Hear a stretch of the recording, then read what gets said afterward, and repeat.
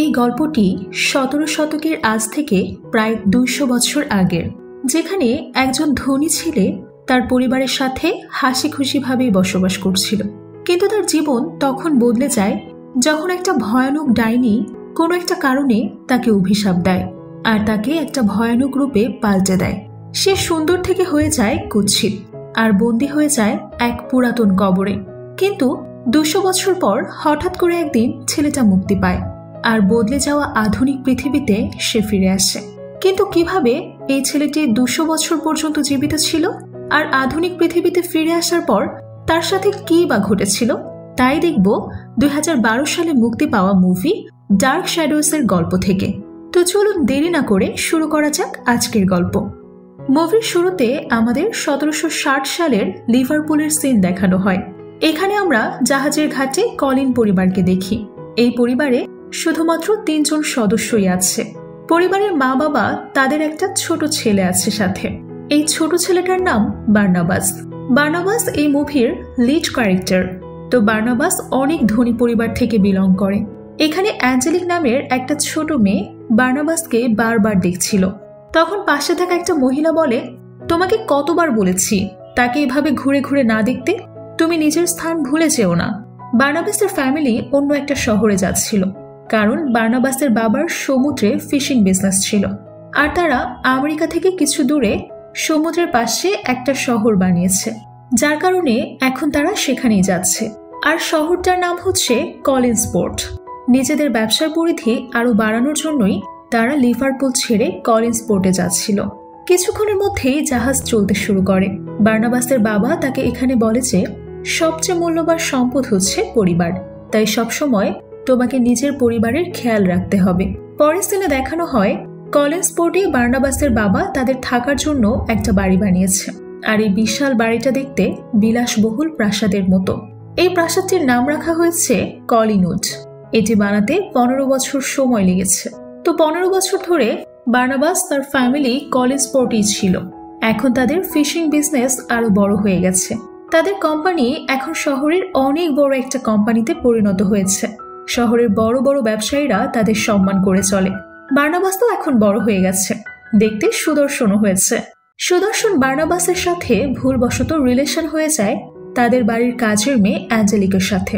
আর এটাই ছিল সেই অ্যাঞ্জেলিক যে ছোটবেলা থেকেই বার্নাবাসকে পছন্দ করত।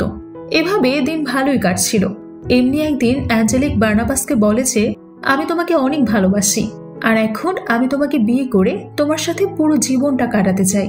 কিন্তু বার্নাবাস বিয়ে করতে না করে দেয়, কারণ তারা অনেক সম্ভ্রান্ত পরিবারের ছিল। তাই বার্নাবাসের বাবা কখনোই অ্যাঞ্জেলিককে মেনে নিবে না। তাই বার্নাবাস অ্যাঞ্জেলিককে বলে, আমাকে ক্ষমা করে দাও, আমি মিথ্যা বলতে পারবো না।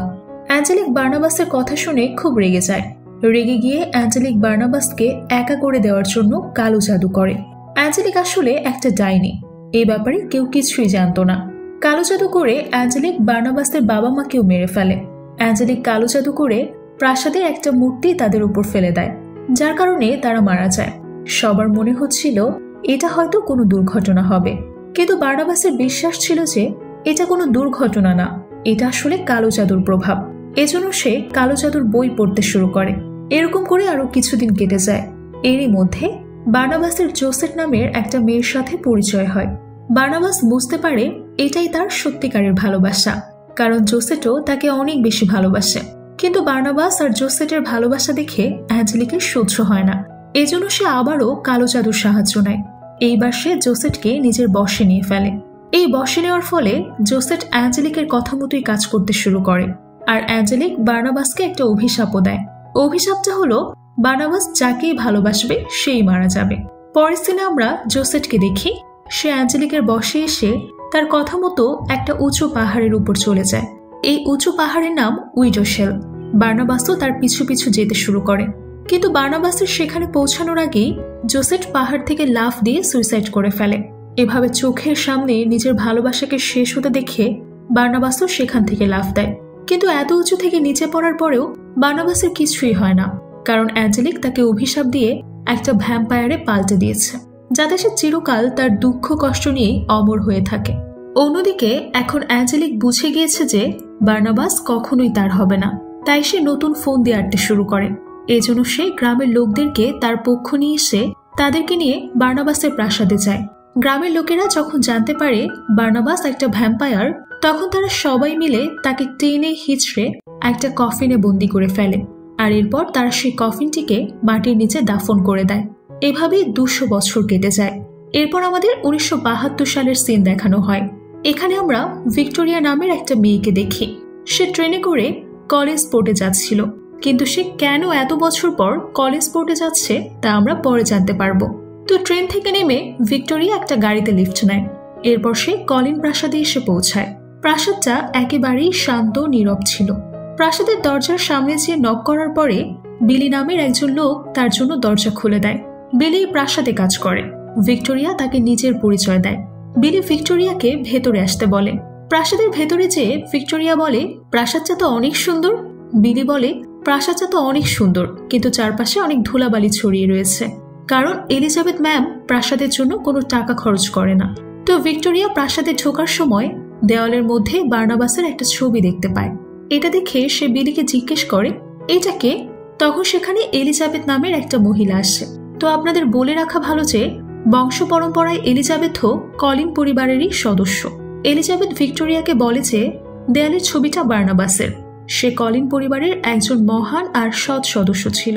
এলিজাবেথ কিছুদিন আগে নিউজ পেপারে ছাপিয়েছিল যে তাদের প্রাসাদের জন্য একজন কেয়ারটেকার প্রয়োজন, যে ডেভিডের খেয়াল রাখতে পারবে, যার কারণে ভিক্টোরিয়া এখানে কেয়ারটেকার হিসেবে এসেছে।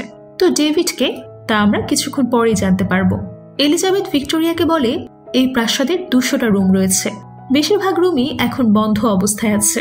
এলিজাবেথ এবার ভিক্টোরিয়াকে প্রাসাদের অন্য সদস্যদের সম্পর্কে বলতে শুরু করে। এলিজাবেথ বলে, এত বড় প্রাসাদে আমরা অল্প কয়েকজনই থাকি। তো এখানে আমি, আমার মেয়ে ক্যারোলিন আর আমার ভাই রাজার আর তার ছেলে ডেভিড থাকে। আরো কয়েকজন রয়েছে, আমি তাদের সাথে তোমাকে পরবর্তীতে পরিচয় করিয়ে দেব। ভিক্টোরিয়া এবার এলিজাবেথকে ডেভিডের মায়ের ব্যাপারে জিজ্ঞেস করে। এতে এলিজাবেথ বলে, সমুদ্রের মধ্যে পড়ে ডেভিডের মায়ের মৃত্যু হয়েছে, কিন্তু আজ পর্যন্ত ডেভিড এই ব্যাপারটা মেনে নেয়নি। তার মনে হয় সে তার মাকে দেখতে পায় আর সে তার সাথে কথাও বলতে পারে। যাই হোক, তুমি এসব বুঝবে না। ভিক্টোরিয়া বলে, কেন? এলিজাবেথ বলে, আমি এখন তোমাকে কিছু প্রশ্ন করতে চাই, কিছু মনে করো না, সেগুলো তোমার অ্যাপ্লিকেশনে ছিল না। এলিজাবেথ বলে, তোমার প্রেসিডেন্টের ব্যাপারে কি মনে হয়? ভিক্টোরিয়া বলে, আমি তো তার সাথে কখনো দেখা করিনি। এবারে এলিজাবেথ তাকে জিজ্ঞেস করে, তুমি যুদ্ধ সম্পর্কে কি জানো? ভিক্টোরিয়া বলে, আমি তো টিভি দেখি না। এরপর এলিজাবেথ ভিক্টোরিয়াকে তার মেয়ে ক্যারোলিনের সাথে দেখা করার জন্য নিয়ে যায়। ক্যারোলিন একটু দুষ্ট প্রকৃতির মেয়ে। পরের সিনে দেখানো হয় রাতের বেলা সবাই ডিনার টেবিলে বসে আছে। এলিজাবেথ এখানে ভিক্টোরিয়াকে রাজার সাথে পরিচয় করিয়ে দেয়, আর এই ডিনার টেবিলে একজন সাইকিয়াট্রিস্টও দেখানো হয়। এই সাইকিয়াট্রিস্টের নাম ছিল জুলিয়া। ডেভিড এখনো তার মাকে দেখতে পায়, যার কারণে এলিজাবেথের মনে হয়েছে ডেভিডের একজন সাইকিয়াট্রিস্টের প্রয়োজন। এই জন্য সে ডক্টর জুলিয়াকে ডেভিডের থেরাপির জন্য রেখে দিয়েছে। সে 3 বছর ধরেই এই প্রাসাদ থেকেই ডেভিডের ট্রিটমেন্ট করছে। এরই মধ্যে ভিক্টোরিয়া দূরে কাউকে দাঁড়িয়ে থাকতে দেখে, যে একটা সাদা কাপড় দিয়ে নিজেকে মুড়িয়ে রেখেছিল, যার কারণে তাকে চেনা যাচ্ছিল না। আসলে এটা ডেভিড ছিল। সে ভিক্টোরিয়াকে ভয় লাগাতেই এমনটা করেছে, কিন্তু ভিক্টোরিয়া এতে ভয় পায় না। এলিজাবেথ বলে, ডেভিড, এটা ভিক্টোরিয়া, তোমার নতুন কেয়ারটেকার। ডেভিড বলে, আমি তো তাকে ভয় পাওয়াতে চেয়েছি, কিন্তু সে তো ভয় পেল না। এবার ভিক্টোরিয়া এলিজাবেথকে জিজ্ঞেস করে, আপনাদের কি কোনো বিজনেস আছে? এতে ভিক্টোরিয়া বলে, আমাদের ফ্যামিলি বিজনেস আছে, আর শহরে আমাদের অনেক বড় একটা ক্যানারি আছে, আর কিছু নৌকা আছে। এখানে ক্যারোলিন বলে ওঠে, হ্যাঁ আছে, কিছু পুরনো নৌকা, যেগুলো কেউ কখনো নেয় না, আর এগুলোর একটার নিচে ডেভিডের মা আছে। এই কথা শুনে এলিজাবেথ রেগে যায়। সে ক্যারোলিনকে বলে, এক্ষুনি তোমার রুমে যাও। এতে ক্যারোলিন চিৎকার করে উঠছে আর বলে, আমি কি ফিল করি এই ঘরে তা কেউ বোঝে না। এটা বলে সে সেখান থেকে উঠে চলে যায়। এবার ডেভিড বলে, সে মিথ্যে বলেনি, সে মিথ্যে বলতে পারে না। ডেভিডের বাবা বলে, তুমি চুপ করো। এখানে ডেভিড বলে উঠছে, আমি আমার মায়ের সাথে কথা বলতে পারি, আমি তাকে অলওয়েজ ফিল করতে পারি। ডিনার শেষে ভিক্টোরিয়া তার রুমে যেয়ে জামা কাপড় গোছাচ্ছিল। ঠিক তখনই সে দেখে রুমের সামনে কেউ চাদর মুড়ি দিয়ে দাঁড়িয়ে আছে। তার মনে হয় ডেভিড আবারও তাকে ভয় লাগানোর চেষ্টা করছে। সে বলে, ডেভিড, তুমি আবার আমাকে ভয় পাওয়ানোর চেষ্টা করছো? তুমি এবার হ্যালোউইনের জন্য প্রস্তুতি নিয়ে নাও। এইবার ভিক্টোরিয়া সেই সাদা চাদরটাকে সরিয়ে দিতে চায়, কিন্তু চাদর সরাতেই সে জোসেটের আত্মাকে দেখতে পায়। সে ভিক্টোরিয়াকে বলে সে আসছে। এই বলেই জোসেটের আত্মা কিছু দূর সামনে যাবার পর অদৃশ্য হয়ে যায়। কিন্তু এখানে জোসেটের আত্মা কার আসার কথা বলছে তা আমরা পরে জানতে পারবো। অন্যদিকে আমরা কিছু ওয়ার্কারকে দেখি। তারা জেসিবি নামের জায়গায় খোদাইয়ের কাজ করছিল। এর মধ্যে তারা মাটির নিচে কিছু শক্ত অনুভব করতে পারে। ভিডিওর এই পর্যায়ে আপনাদের জানাতে চাই এক নতুন ও মজাদার অনলাইন ক্যাসিনো সম্পর্কে, যার নাম বানজাই বেট। কেন বানজাই বেট আলাদা? কারণ এতে রোজ লক্ষ লক্ষ মানুষ খেলছে এবং প্রতিদিন প্রচুর নগদ অর্থও জিতছে। এখানে রয়েছে 3 লক্ষের অধিক active player. Aviator, crazy time, funky time, coin flip, sweet bonanza, poker, slots, live casino সবই এখানে আছে এবং খুব শীঘ্রই স্পোর্টস গেমও যুক্ত হবে। এছাড়া বিকাশ, নগদ এবং রকেট দিয়ে তাড়াতাড়ি ডিপোজিটও উইথড্র করতে পারবেন। এরই সাথে 24/7 সাপোর্ট তো থাকছেই। তাই এখনই নতুন অফারে অংশগ্রহণ করুন। নিচের পিন কমেন্টে ক্লিক করে সাইন আপ করুন এবং প্রোমো কোড ব্যবহার করুন। প্রথম ডিপোজিটে 100% ওয়েলকাম বোনাস এবং 25,000 টাকা পর্যন্ত বোনাস প্লাস 200টি ফ্রি স্পিন পাবেন। এই সুযোগ মিস করবেন না কিন্তু। এখন চলুন গল্পে ফেরা যাক। আপনাদের হয়তো মনে আছে, জেসিবি হচ্ছে সেই জায়গাটা যেখানে বার্নাবাসকে দাফন করা হয়েছিল। ওয়ার্কার সে জায়গা থেকে মাটি সরানোর পরে একটা কফিন দেখতে পায়, আর এটা বার্নাবাসেরই কফিন। তো কফিনটা দেখে ওয়ার্কারদের সুপারভাইজার কফিনকে যে শিকল দিয়ে আটকে রাখা হয়েছিল সেটা কেটে দেয়। শিকলটা কাটতেই বার্নাবাস মুক্তি পেয়ে যায়, আর সে সবার উপর আক্রমণ করে বসে। এরপর সে তাদেরকে প্রাণে মেরে ফেলে। এরপর বার্নাবাস তার বাড়ি অর্থাৎ কলিন উডে এসে পৌঁছায়। কলিন উডে পৌঁছে সে ফটকের সামনে দাঁড়িয়ে বলে, আমার প্রিয় কলিন উড, তোমার এই দশা কেই করেছে? এরপর বার্নাবাস গার্ডেনে হাঁটতে শুরু করে। এরই মধ্যে তার সাথে বিলির দেখা হয়। বিলি তাকে দেখে কিছুটা ভয় পেয়ে যায়, তাই সে বিলিকে হিপনোটাইজ করে আর তার বশে নিয়ে ফেলে। এরপর সে বিলিকে জিজ্ঞেস করে, এই প্রাসাদে কি এখনো কলিন পরিবারের সদস্যরা থাকে? এতে বিলি বলে, হ্যাঁ থাকে, এখানে 4 জন সদস্য রয়েছে। বার্নাবাস বিলির কাছ থেকে জানতে পারে যে এখন 1972 সাল। এতে বার্নাবাস বুঝতে পারে যে 200 বছর কেটে গেছে। এরপর বার্নাবাস প্রাসাদের ভেতরে চলে যায়। প্রাসাদের ভেতরে যেয়ে প্রাসাদের রাজকীয় জিনিসগুলো দেখতে শুরু করে আর এই জিনিসগুলোর ব্যাপারে বিলিকে বলতে শুরু করে। এরপর বার্নাবাস বিলিকে বলে তাকে প্রাসাদে নিয়ে যেতে। বিলি সেটাই করে। বার্নাবাস ভেতরে যেয়ে কিছু রাজকীয় পিলার দেখতে শুরু করে। এরই মধ্যে এখানে বার্নাবাসের সাথে ক্যারোলিন আর ডেভিডের দেখা হয়। এখানে বার্নাবাসকে দেখে ক্যারোলিনের মনে হয় এই লোকটা হয়তো কোনো পাগল যে ড্রিঙ্কস করে এখানে এসে পড়েছে। কিন্তু ডেভিড বুঝতে পারে এটা আসলে বার্নাবাস, তাই সে ক্যারোলিনকে দেয়ালে থাকা ছবিটা দেখায়। এই ছবিটা দেখে বার্নাবাস বলে, আমি অনেক ঘন্টা পর্যন্ত একটা জায়গায় দাঁড়িয়েছিলাম, এরপরই একজন মহান শিল্পী আমার এই চিত্রটা বানিয়েছে। তাদের কথা বলার মধ্যেই সেখানে এলিজাবেথ চলে আসে। এলিজাবেথ বাচ্চাদেরকে তার থেকে দূরে থাকতে বলে। এতে ডেভিড বলে, এই লোকটা নিজেকে আমাদের আত্মীয় বলছে। কিন্তু এলিজাবেথের মনে হয় এটা হয়তো কোনো বহুরূপী, তাই সে বার্নাবাসকে অন্য একটা রুমে নিয়ে যায় আর বলে, যদি এটা কোনো মজা হয়ে থাকে তাহলে এটা এক্ষুনি শেষ করো। কিন্তু বার্নাবাস নিজেকে প্রমাণ করার জন্য এলিজাবেথের সামনে একটা সিক্রেট দরজা খুলে দেয়। সে দরজাটা দিয়ে সে এলিজাবেথকে একটা গুপ্ত বেসমেন্টে নিয়ে যায়। এই বেসমেন্টের ব্যাপারে এলিজাবেথ জানতো না। এই বেসমেন্টে আসলে অনেক হীরা রত্ন রাখা ছিল। এত হীরা রত্ন দেখে এলিজাবেথ একেবারে চমকে যায়। বার্নাবাস এই বেসমেন্টে তাকে অনেকগুলো রুমের মধ্যে নিয়ে যায়। শেষে সে এলিজাবেথকে তার প্রিয় রুমটাতে নিয়ে যায় যেখানে হীরা ছিল। এতে এলিজাবেথের বিশ্বাস হয়ে যায় সে যাকে এতক্ষণ ধরে বহুরূপী বলছিল সে আর কেউ না, বরং কলিন পরিবারের ছেলে বার্নাবাস। এবার বার্নাবাস এলিজাবেথকে তার ভ্যাম্পায়ার হওয়ার কথা বলতে বলতে বলে, আমার দ্বারা এই পরিবারের কোনো সদস্যর কোনো ক্ষতি হবে না, আর সবাই মনে করে আমি মারা গিয়েছি, কিন্তু আমি কখনো মারা যাইনি, আমি অভিশপ্ত হয়ে গিয়েছি। বার্নাবাস আরও বলে সে এখন থেকে এই পরিবারে থাকতে চায়। এলিজাবেথ বলে এতে তার কোনো সমস্যা নেই, কিন্তু তাদের মধ্যে হওয়া কথাগুলো যাতে কেউ জানতে না পারে। বার্নাবাস তো এতে রাজি হয়ে যায়। সিন শিফট হলে আমরা পুরো পরিবারকে একসাথে ডিনার টেবিলে দেখি। এখানে এলিজাবেথ বার্নাবাসকে সবাইকে দেখিয়ে বলে বার্নাবাস ইংল্যান্ড থেকে এসেছে আর সে আমাদের অনেক দূরের আত্মীয়। এরই মধ্যে এখানে ডক্টর জুলিয়া চলে আসে, তাই এলিজাবেথ বার্নাবাসের সাথে তার পরিচয় করিয়ে দেয়। ক্যারোলিন জিজ্ঞেস করে এই অদ্ভুত লোকটা কি সারা জীবন আমাদের সাথেই থাকবে? এতে ডেভিড বলে আমার তাকে পছন্দ হয়েছে। এরই মধ্যে রাজার বার্নাবাসকে জিজ্ঞেস করে তোমরা কিসের বিজনেস করো? বার্নাবাস বলে কলিং ফ্যামিলি তো অলওয়েজ ফিশিং বিজনেস করে। এরপর বার্নাবাস এলিজাবেথকে তাদের ফিশিং বিজনেসের ব্যাপারে জিজ্ঞেস করে।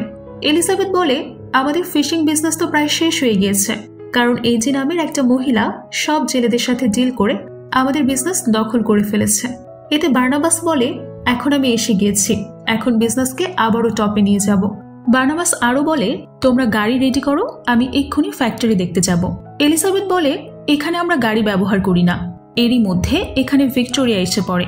তাকে দেখেই বার্নাবাস তাকে জোসেট বলে ডাকে, কারণ তাকে দেখে হঠাৎ করে বার্নাবাসের মনে হয়েছে যে জোসেট আবারও ফিরে এসেছে। আসলে ভিক্টোরিয়ার চেহারা দেখতে পুরোপুরি জোসেটের মতো। এরপর তারা দুজন একজন আরেকজনের সাথে কথা বলে। ভিক্টোরিয়া এখানে বার্নাবাসকে নিজের পরিচয় দেয়। বার্নাবাস বলে, তুমি তোমার নামের মতোই সুন্দর। সিন শিফট হলে আমরা এঞ্জিকে দেখি, তো এটা আসলে সেই অ্যাঞ্জেলিক যে কালো জাদু করে বার্নাবাসের জীবন শেষ করে দিয়েছিল। এরপর সে নিজে আবারও কালো জাদু করে ডাইনিতে পরিণত হয়ে গেছে। এরপর সে নিজের নাম পরিবর্তন করে। 200 বছর ধরে এখনো সে বেঁচে আছে, কিন্তু তার ফেসে বয়সের কোনো ছাপ পড়েনি। সে আগের থেকেও ইয়াং হয়ে গেছে আর দেখতেও অনেক সুন্দর লাগছে। এখানে অ্যাঞ্জেলিক তার অফিসে পৌঁছায়, যেখানে সে ফিশ নিয়ে কাজ করত। অফিসে এসে সে জানতে পারে গতকাল রাতে তার ওয়ার্কাররা খোদাই করার সময় 200 বছর পুরনো একটা কফিন পেয়েছে। এরপর কেউ একজন সেই ওয়ার্কারদের খুব খারাপভাবে মেরে ফেলেছে আর তাদের প্রত্যেকের গলায় কামড়ের দাগ রয়েছে।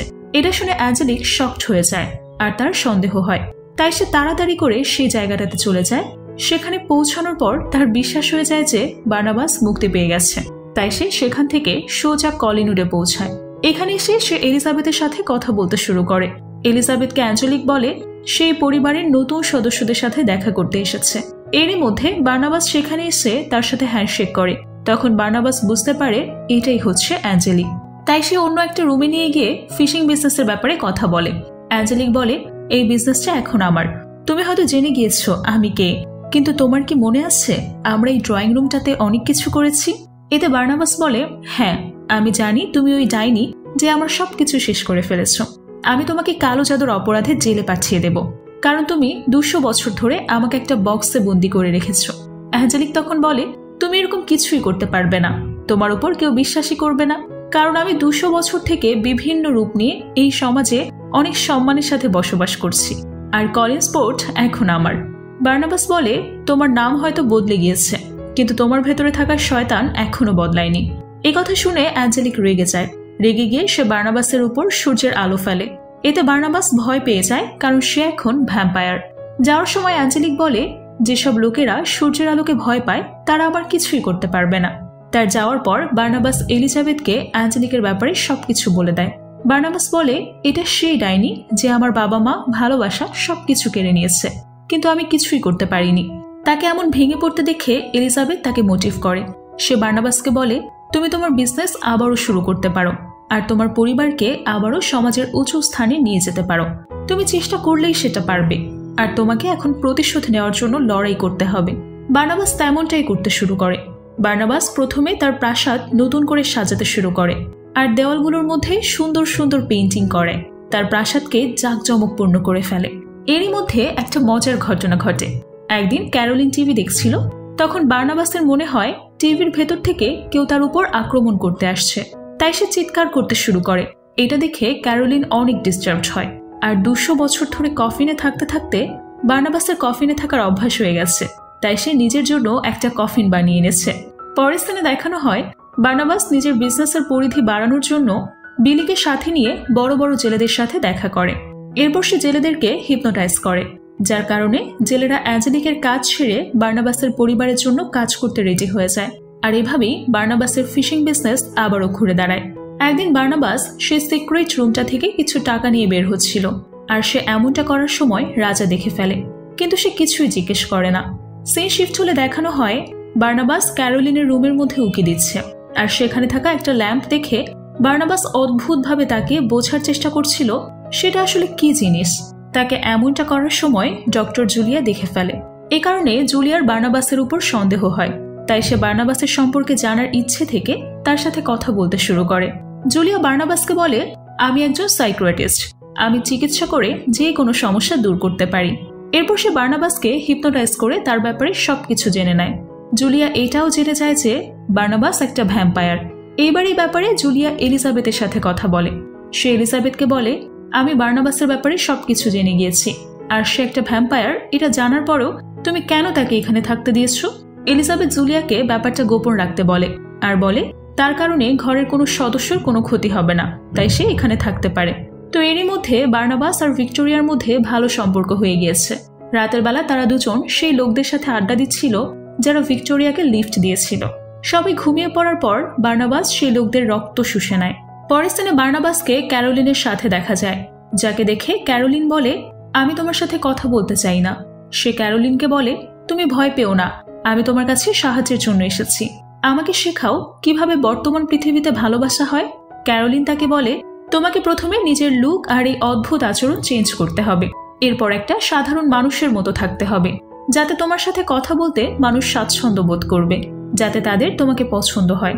এসব কিছু করার পরে ভালোবাসা কিভাবে হয় তা তুমি ধীরে ধীরে শিখে যাবে। পরের দিন আমরা ডক্টর জুলিয়াকে দেখি। সে এখানে বার্নাবাসের শরীর থেকে ব্লাড বের করছিল। সে তার শরীরের সমস্ত ভ্যাম্পায়ারের রক্ত বের করে। আসলে সে বার্নাবাসকে এটা বিশ্বাস করিয়ে ফেলেছিল যে তার শরীরে মানুষের রক্ত পুশ করে দেবে, এতে সে আবারও মানুষে পরিণত হয়ে যাবে। তাই বার্নাবাস ডক্টর জুলিয়ার কাছে তার ব্লাড পরিষ্কার করতে এসেছে। জুলিয়া তাকে বলে তুমি কেন আবারও মানুষ হতে চাও?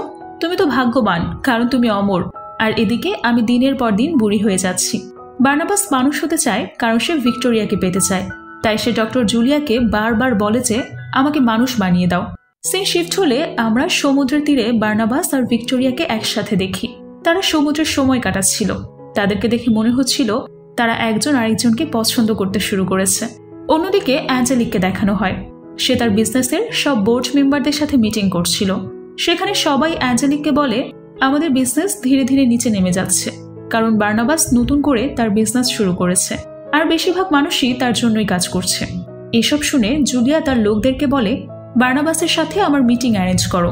এরপর তার লোকেরা বার্নাবাসকে অ্যাঞ্জেলিকের সাথে মিটিং করার জন্য ডাকে। সন্ধ্যাবেলা বার্নাবাস অ্যাঞ্জেলিকের সাথে মিটিং করতে আসে। অ্যাঞ্জেলিক তখন তাকে একটা চেক দিয়ে বলে তুমি ফিশিং বিজনেসটা ছেড়ে দাও, কিন্তু বার্নাবাস এতে রাজি হয় না। অ্যাঞ্জেলিক তাকে ম্যানিপুলেট করে, সাথে ইন্টিমেট হয়ে যায়। এরই মধ্যে অ্যাঞ্জেলিক বার্নাবাসকে একসাথে বিজনেস করার অফার দেয়, কিন্তু এরপরও বার্নাবাস রাজি হয় না, কারণ অ্যাঞ্জেলিক তার সাথে যা করেছে সে কখনোই তা ভুলতে পারবে না। অ্যাঞ্জেলিক বলে তুমি আমার কথায় রাজি হয়ে যাও, না হলে আমি আবারও তোমাকে শেষ করে দেব। অন্যদিকে ভিক্টোরিয়াকে দেখানো হয়। সে রাতের বেলা একটা স্বপ্ন দেখে। এখানে সে তার ছোটবেলার ফ্ল্যাশব্যাক দেখতে পায়। আসলে ছোটবেলা থেকেই ভিক্টোরিয়া জোসেটের আত্মাকে দেখতে পেত। সে জোসেটের আত্মার সাথে কথাও বলতো, কিন্তু তার বাবা মা তাকে মেন্টালি সিক মনে করত, যার কারণে তারা তাকে মেন্টাল হসপিটালে পাঠিয়ে দেয়। এরই মধ্যে আচমকা ভিক্টোরিয়া ঘুম থেকে জেগে ওঠে। সে তার সামনে জোসেটের আত্মাকে দেখতে পায়। জোসেটকে দেখে সে তার পিছু যেতে শুরু করে। কিছু দূর যাওয়ার পর সে আত্মাটা প্রাসাদে থাকা ঝাড়বাতির উপরে উঠে সেখান থেকে ঠিক সেইভাবে লাফ দেয় যেভাবে সে আত্মহত্যা করেছিল। পরের দিন বার্নাবাস সবার সম্মতি নিয়ে ঘরের মধ্যে একটা পার্টি করে। সেখানে সে শহরের অনেক মানুষকে ইনভাইট করে। পার্টি যখন চলছিল তখন বার্নাবাস দেখে ডেভিড একটা রুমের বাইরে দাঁড়িয়ে আছে। সে বার্নাবাসকে বলে তার বাবা কাউকে ভেতরে যেতে মানা করেছে। এতে বার্নাবাস বুঝে যায় নিশ্চয়ই রাজা ভেতরে কিছু করছে। এবার রুমের ভেতরে সিন দেখানো হয়। রুমের মধ্যে ডেভিডের বাবা রাজা একটা মেয়েকে নিয়ে এসেছে। এই মেয়েটার সাথে রাজার সম্পর্ক। এই সব কিছু বার্নাবাস জানালা দিয়ে দেখে ফেলেছে। সে দেখে রাজা সেই মেয়েটার সাথে রোম্যান্স করছে। অন্যদিকে ভিক্টোরিয়া প্রাসাদের বারান্দায় দাঁড়িয়েছিল। বার্নাবাস সেখানে যেয়ে তাকে ভেতরে যেতে বলে, কিন্তু এখানে ভিক্টোরিয়া তাকে তার শৈশবের কাহিনী বলতে শুরু করে। সে বলে ছোট থেকে আমি একটা মেয়ের আত্মা দেখতে পেতাম, কিন্তু আমার বাবা মা আমাকে পাগল মনে করত, যার কারণে আমার ছোটবেলা অনেক কষ্টের মধ্যে কেটেছে। কিন্তু একদিন সেই আত্মাটা আমাকে কলিন উঠে আসার রাস্তা দেখিয়েছে। আর এখানে তোমার সাথে দেখা করার পর আমার মনে হচ্ছে আমি তোমাকে যুগ যুগ ধরে চিনি। হয়তো এটা আমার ভাগ্য ছিল যে তোমার সাথে আমার দেখা হয়েছে, আর তোমাকে এখন আমার আপন মনে হয়, আর আমি তোমাকে ভালোবাসতে শুরু করেছি। বার্নাবাস বলে আমিও তোমাকে ভালোবাসি। এখানে তারা দুজন একজন আরেকজনকে কিস করে। তাদের দুজনকে এরকম করার সময় অ্যাঞ্জেলিক দেখে ফেলে, আর তার আবারও সহ্য হয় না। অ্যাঞ্জেলিক আসলে এখানে ইনভাইটেশন ছাড়াই এসে পড়েছিল। তাকে বাইরে বিলি আটকানোর পরেও সে জোর করে ভেতরে এসে পড়েছে। এরপর বার্নাবাস ডক্টর জুলিয়ার কাছে যায়। সে যেয়ে দেখতে পায় ডক্টর জুলিয়া এখানে নিজের শরীরে বার্নাবাসের রক্ত পুশ করছে। এটা দেখে বার্নাবাস বুঝে যায় ডক্টর জুলিয়া তাকে মানুষ বানাতে নয়, বরং নিজে অমর হতে তার শরীর থেকে ব্লাড নিয়ে নিজের শরীরে পুশ করেছে। জুলিয়াকে বার্নাবাস বলে কলিন পরিবার তোমাকে বিশ্বাস করে, আর তুমি তাদের সাথে বিশ্বাসঘাতকতা করছো। জুলিয়া বলে, আমি বয়স্ক হতে চাই না, আমি আবারও সুন্দরী হতে চাই, তাই আমি এমনটা করছি। এটা জানতে পেরে বার্নাবাস রেগে যায় আর জুলিয়াকে প্রাণে মেরে ফেলে, কারণ জুলিয়া বার্নাবাসের শরীর থেকে অনেক ব্লাড বের করে ফেলেছে। জুলিয়াকে মারার পর বার্নাবাস বিলিকে সাথে নিয়ে জুলিয়ার ডেড বডি পানিতে ফেলে দিতে বের হয়। আর সে বিলিকে বলে, যদি তুমি এই ব্যাপারে কখনো কাউকে কিছু বলেছ তাহলে আমি তোমাকেও প্রাণে মেরে ফেলবো। এরপর তারা একটা নৌকায় উঠে পড়ে। শুধু যাওয়ার পর তারা সেই ডেড বডিটা পানিতে ফেলে যায়। পরের দিন আমাদেরকে রাজারকে দেখানো হয়। সে প্রাসাদের গোপন দরজাটা খোলার চেষ্টা করছে। এরই মধ্যে সেখানে বার্নাবাস পৌঁছে যায়। আসলে রাজার আচরণ দেখে বার্নাবাস আগেই বুঝে গিয়েছিল যে সে শুধুমাত্র টাকার জন্যই ডেভিডের মাকে বিয়ে করেছে। এজন্য সে রাজারের উপর খুব রেগে যায়। বার্নাবাস এবার রাজাকে দুটো অপশন দেয়। প্রথমটা হচ্ছে তাকে কলিনউড থেকে একজন ভালো বাবার মতো ডেভিডের খেয়াল রাখতে হবে, আর দ্বিতীয়টা হচ্ছে গুপ্তধন থেকে অনেকগুলো টাকা নিয়ে এখান থেকে চলে যেয়ে একা জীবন কাটাতে হবে। রাজা এখানে ডেভিডকে ছেড়ে দিয়ে টাকাটা বেছে নেয়। এরপর সে প্রাসাদ ছেড়ে চলে যায়। নিজের বাবাকে চিরকালের জন্য চলে যেতে দেখে ডেভিড ভীষণ কষ্ট পায় আর দৌড়ে তার রুমের দিকে যাচ্ছিল। তখন সিঁড়ির সাথে তার পা ধাক্কা খায়, যার কারণে একটা বড় জিনিস তার উপর পড়তে নেয়। কিন্তু বার্নাবাস তাকে চোখের পলকে বাঁচিয়ে নেয়। এটা দেখে সবাই ভয় পেয়ে যায়, কারণ বার্নাবাস যে কাজটা করেছে এটা কোনো সাধারণ মানুষ করতে পারে না। আর এখানে তার উপর সূর্যের আলো পড়ার কারণে তার শরীরে আগুন লেগে যায়। বিলি এসে তার গায়ে পানি ঢেলে দেয়। এইবার এখানে সবাই জেনে যায় যে বার্নাবাস একটা ভ্যাম্পায়ার। এটা দেখে ভয়ে সেখান থেকে সবাই চলে যায়। ভিক্টোরিয়াও বুঝে যায় যে বার্নাবাস কোনো মানুষ না, তাই ভিক্টোরিয়াও তার থেকে দূরে সরে যায়। সবাইকে এভাবে দূরে সরে যেতে দেখে বার্নাবাস অ্যাঞ্জেলিকের কাছে যায়, আর সে অ্যাঞ্জেলিককে বলে তাকে অভিশাপ থেকে মুক্ত করে দিতে। কিন্তু অ্যাঞ্জেলিক এর জন্য না করে দেয় আর তাকে দুটো অপশন দেয়। প্রথমটা হচ্ছে সে তার সাথে বিজনেস করে একটা প্রেমিকের মতো থাকবে, আর দ্বিতীয়টা হচ্ছে নয়তো সে তাকে চিরকালের জন্য কফিনে বন্দি করে দেবে। এটা শুনে বার্নাবাস তার প্রস্তাবে রাজি হয় না। বার্নাবাস বলে, তোমাকে প্রথমবার ভালোবেসে আমি ভুল করেছি। তুমি একটা ডাইনি, তোমার সাথে কখনোই আমি ডিল করব না। তোমার সাহায্যেরও আমার কোনো প্রয়োজন নেই। এ কথা শুনে অ্যাঞ্জেলিক ভীষণ রেগে যায়। তাই সে বার্নাবাসকে তার কথা দিয়ে উস্কিয়ে ডক্টর জুলিয়ার ব্যাপারে জিজ্ঞেস করে, কারণ সে জেনে গিয়েছিল বার্নাবাস ডক্টর জুলিয়াকে মার্ডার করেছে। এতে রেগে গিয়ে বার্নাবাস বলে, হ্যাঁ, আমি ডক্টর জুলিয়াকে খুন করেছি। এরপর রেগে বার্নাবাস সেখান থেকে চলে যেতে শুরু করে। বার্নাবাস যখন অ্যাঞ্জেলিকের অফিস থেকে বের হয়, অ্যাঞ্জেলিক তাকে তার জাদু দিয়ে কফিনে বন্দি করে। তারপর তার পুরো শরীর শিকল দিয়ে বেঁধে দেয়। এরপর অ্যাঞ্জেলিক তার লোকদেরকে সাথে নিয়ে বার্নাবাসকে কোথাও নিয়ে যাওয়ার জন্য বের হয়ে পড়ে। যাওয়ার সময় অ্যাঞ্জেলিক বার্নাবাসের ফিশিং ফ্যাক্টরিতে আগুন লাগিয়ে দেয়। এরপর অ্যাঞ্জেলিক বার্নাবাসকে একটা ঘন জঙ্গলে নিয়ে যেয়ে তার কফিন একটা ভাঙা ঘরের মধ্যে রেখে দেয়। যাওয়ার সময় অ্যাঞ্জেলিক বার্নাবাসকে বলে, তোমার হয়তো আমার ব্যাপারে ভাবার জন্য আরো সময়ের প্রয়োজন, তাই তুমি কফিনে আরো 1 শতক বন্দি থাকো। অ্যাঞ্জেলিকের যাওয়ার পরই সেখানে ডেভিড চলে আসে। ডেভিডকে আসলে এখানে তার মায়ের আত্মা পাঠিয়েছে। সে এসে বার্নাবাসকে এটা বলে। বার্নাবাস বলে, তুমি আগে আমার শিকল খুলে দাও। এ কথা শুনে ডেভিড তাকে মুক্ত করে দেয়। এরপর বার্নাবাস ডেভিডকে সাথে নিয়ে প্রাসাদের দিকে যেতে শুরু করে। অন্যদিকে কলিন ফিশিং ফ্যাক্টরিতে আগুন লাগার কারণে সেখানে পুলিশ আর অনেক লোক এসে পড়েছিল। এর মধ্যে অ্যাঞ্জেলিক এসে পুলিশের কাছে যায়, আর পুলিশের থেকে মাইক নিয়ে সবাইকে বার্নাবাসের রেকর্ডিং শুনিয়ে নেয়, যেখানে বার্নাবাস ডক্টর জুলিয়ার মার্ডারের কথা স্বীকার করেছে। অ্যাঞ্জেলিক পুলিশকে বলে, বার্নাবাস একটা খুনি আর সবচেয়ে বড় অপরাধী তার পরিবার, যারা এই ব্যাপারটা লুকানোর চেষ্টা করেছে। এরপর অ্যাঞ্জেলিক পুলিশকে নিয়ে কলিনে উঠে পৌঁছায়। এখানে ক্যারোলিন আর এলিজাবেথ দাঁড়িয়ে ছিল। অ্যাঞ্জেলিক পুলিশকে বলে, এদেরকে গ্রেফতার করে ফেলো, কারণ এরা একটা খুনিকে নিজের ঘরে জায়গা দিয়েছে। এখানে বার্নাবাস পুলিশের সামনে এসে বলে, আমাকে যা শাস্তি দেওয়া হবে আমি তা মাথায় পেতে নেব। এটা বলেই সে পুলিশ আর শহরের সব মানুষের সামনে অ্যাঞ্জেলিকের গলার মধ্যে কামড় বসিয়ে দেয়। কিন্তু এতে অ্যাঞ্জেলিকের কিছুই হয় না। এজন্য সবাই ভীষণ ভয় পেয়ে যায়। তারা বুঝতে পারে এরা দুজনেই ভ্যাম্পায়ার। পুলিশরা বার্নাবাসের উপর গুলি চালায়, এতে তার কিছু হয় না। তো এরই মধ্যে অ্যাঞ্জেলিক বার্নাবাসকে ছুঁড়ে ফেলে দেয়। বার্নাবাস প্রাসাদের মধ্যে যেয়ে পড়ে। এসব দেখে পুলিশও অ্যালার্ট হয়ে যায় আর সবাইকে চলে যাওয়ার জন্য অর্ডার দেয়। এর মধ্যে বার্নাবাস আর অ্যাঞ্জেলিকের মধ্যে একটা ভয়ানক ফাইট শুরু হয়। তাদের লড়াইয়ের মধ্যে এলিজাবেথ একটা বন্দুক নিয়ে এসে অ্যাঞ্জেলিকের উপর গুলি চালাতে শুরু করে, কিন্তু তাতেও অ্যাঞ্জেলিকের কিছুই হয় না। সে আবারও উঠে দাঁড়ায়, আর এবার অ্যাঞ্জেলিক রেগে গিয়ে প্রাসাদে থাকা জিনিসগুলোর মধ্যে প্রাণ দিয়ে তাদেরকে এলিজাবেথের উপর অ্যাটাক করায়, আর চারদিকে আগুন লাগিয়ে একটা পুতুলের সাহায্যে বার্নাবাসকেও আটক করে ফেলে। এখানে আমরা জানতে পারি যে অ্যাঞ্জেলিক তার জাদুর শক্তি দিয়ে ক্যারোলিনকে একটা হিংস্র নেকড়ে বানিয়ে দিয়েছে। কিন্তু ক্যারোলিন সামনে এসে উল্টো অ্যাঞ্জেলিকের উপরে অ্যাটাক করে বসে আর তাকে মারার জন্য বারবার চেষ্টা করতে থাকে, কিন্তু অ্যাঞ্জেলিকও তার উপর আক্রমণ করে বসে আর তাকে মেরে সেন্সলেস করে ফেলে। এরপর অ্যাঞ্জেলিক বার্নাবাসকে মারতে যায়। বার্নাবাসের কাছে যেয়ে সে বলে, আমি তোমার সবকিছু ধ্বংস করে দিয়েছি, আর ডেভিডের মা পানিতে ডুবে মারা যায়নি, আমি তাকে মেরে ফেলেছি। তখনই সেখানে ডেভিড এসে বলে, বার্নাবাসকে ছেড়ে দাও, নয়তো আমার মা তোমাকে মেরে ফেলবে। অ্যাঞ্জেলিক বলে, বার্নাবাসকে মারার আগে আমি তোমাকে প্রাণে মেরে ফেলবো। এটা বলে অ্যাঞ্জেলিক ডেভিডের দিকে যেতে শুরু করে। কথা শুনে ডেভিডের মায়ের আত্মা সেখানে এসে পড়ে। সে তার সমস্ত শক্তি দিয়ে অ্যাঞ্জেলিকের উপর অ্যাটাক করে। এতে সে একটা ঝাড়বাতির সাথে ধাক্কা খেয়ে নিচে পড়ে যায়। এরপর বার্নাবাসও সেই পুতুলের হাত থেকে মুক্ত হয়ে যায়। এরপর বার্নাবাস সবাইকে বাইরে চলে যেতে বলে।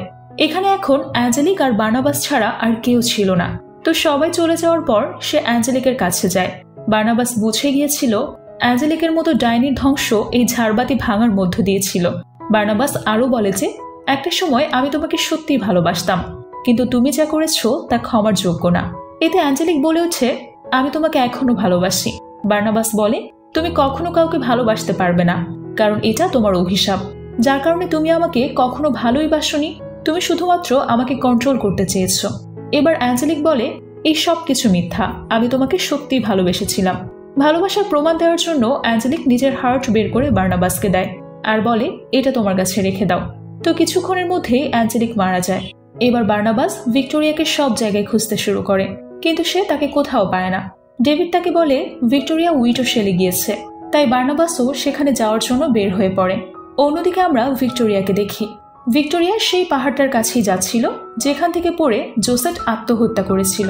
আসলে ভিক্টোরিয়া জেনে গিয়েছিল যে বার্নাবাস একটা ভ্যাম্পায়ার, আর একটা সাধারণ মানুষ আর ভ্যাম্পায়ার কখনোই এক হতে পারবে না। এইবার বার্নাবাস তাকে খুঁজতে খুঁজতে তাড়াতাড়ি সেই পাহাড়ে এসে পৌঁছায় আর পড়ার আগেই তাকে ধরে ফেলে। বার্নাবাস বলে, আমি তোমাকে দ্বিতীয়বার হারাতে পারবো না, কিন্তু জোসেট বলে, আমরা দুজন কখনোই এক হতে পারবো না, কারণ আমি একজন সাধারণ মানুষ। এখন শুধুমাত্র একটাই রাস্তা আছে, তুমি আমাকে নিজের মতো ভ্যাম্পায়ার বানিয়ে নাও। কিন্তু বার্নাবাস এর জন্য রাজি হয় না। এরপর ভিক্টোরিয়া সেই পাহাড় থেকে নিচে পড়ে যায়। তাকে বাঁচানোর জন্য বার্নাবাসও লাফ দেয়। এবার সে ভিক্টোরিয়াকে মাটিতে পড়ার আগেই কামড় দিয়ে ফেলে। এতে ভিক্টোরিয়া নিচে পড়ার পরেও মারা যায় না, বরং সে ভ্যাম্পায়ারে পরিণত হয়। এবার তারা দুজন একজন আরেকজনকে দেখে খুশি হয়ে যায়, কারণ দুজনই এখন একই রকম হয়ে গিয়েছে। আর এখন এভাবেই তারা চিরকাল একসাথে থাকতে পারবে। তাই দুজনই দুজনকে জড়িয়ে ধরে কিস করতে শুরু করে। এবার মুভির শেষে আমাদেরকে সমুদ্রের গভীরে ডক্টর জুলিয়ার ডেড বডি দেখানো হয়।